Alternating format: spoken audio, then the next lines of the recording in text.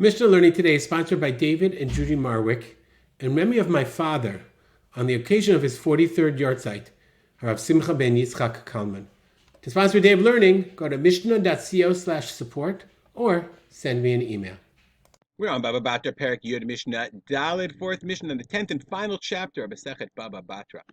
Says the Mishnah, En kotvin shtarei erusin v'nisuin ela midat shnehem. We're talking about, can you write a shtar without both parties being aware of the writing of the shtar? We learned about gitin and about contracts.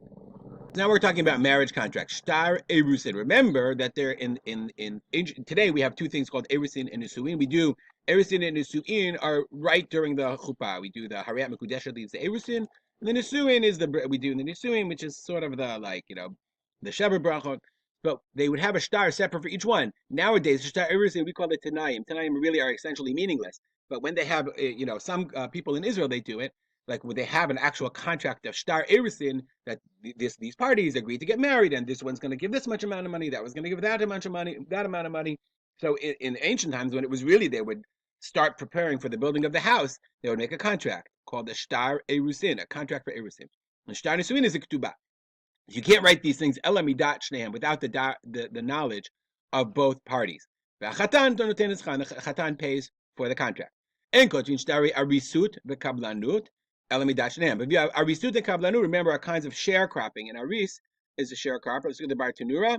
Okay, mechatza u'lishish revia. And aris is a sharecropper who sharecrops for a percentage. Kablanut is a sharecropper for a set amount. And each one has its positives and negatives. I don't really know which one is better.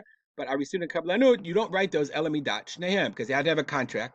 How many years? How much are they going to give? So you have to have both parties, the owner of the land and the sharecropper. And the guy working the land, the person receiving the land, he pays for the contract. He has to pay the lawyer fees. Shtar berurin, we're going to see what it is. Okay, but you don't write contracts of berurin. The barer means to clarify, clarification contracts, and any act of beitin without the knowledge of both parties. They both have to pay the lawyer's fee. They split it. Rabbi Shimon ben Gamliel says, Shneim kotvim shnayim. They don't have one contract; they write two.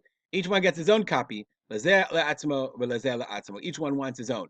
What are these contracts? So berurin. Some say it's like zeh borer. There's a concept in beitin called you might have heard this. It's a very interesting concept called zabla. Zabla. Okay, zabla is a concept in halachot of beitin of a contract of dinei Torah. I'm going to make it so you can see it. Zabla means means I got to pick the right. Zeh borer lo echad. Zeh borer lo echad means this guy picks for him a dayan. Two guys are in a real big halachic dispute. I say you owe me $1 million, and you say you don't. So how do you pick the beitin? So you go to beitin of three.